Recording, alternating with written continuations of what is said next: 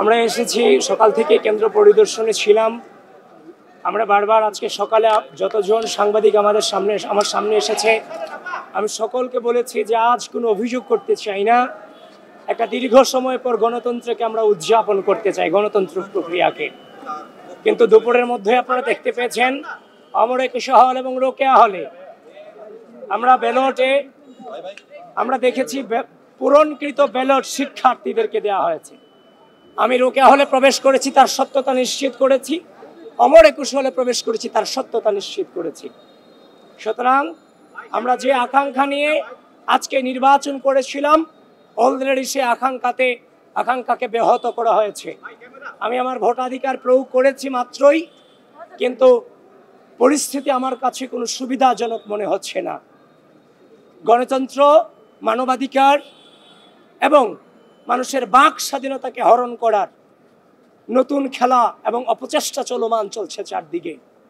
আমি এই মুহূর্তে দাঁড়িয়ে চারদিকে যে ভোটাধিকার চলছে, যে কয়জনই ভোট দিচ্ছে, যদি কোনো অনাবাসিক শিক্ষার্থী এখনো পর্যন্ত ভোটাধিকার প্রয়োগে আপনারা না দিয়ে এখনো বাসায় থাকেন, আমি আপনাদেরকে আহ্বান করছি ভোটাধিকার প্রয়োগ করার জন্য আসুন।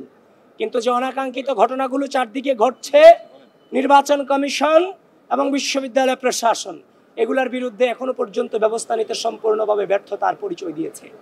এবং আমরা দেখেছি অমর একুশ হলে যে ঘটনা ঘটেছে তার এগেনস্টে যে নির্বাচনী কর্মকর্তা ছিলেন তাকে কিন্তু অব্যাহতি দেওয়া হয়েছে। এবং আপনি দেখেছেন সকাল থেকে আমাকে টার্গেট করে মিস ইনফরমেশন, ডিসইনফরমেশন ছড়িয়েছে। এবং খুব দুঃখ লাগে যে মেইনস্ট্রিম মিডিয়াগুলো পর্যন্ত আজকে আপনারা সাংবাদিক যারা আছেন, আপনারা তো একটা জিনিসের তথ্য যাচাই করার দায়িত্ব আপনারা বলেছেন আমি নাকি আচরণবিধি লঙ্ঘন করে কেন্দ্রে প্রবেশ করেছি।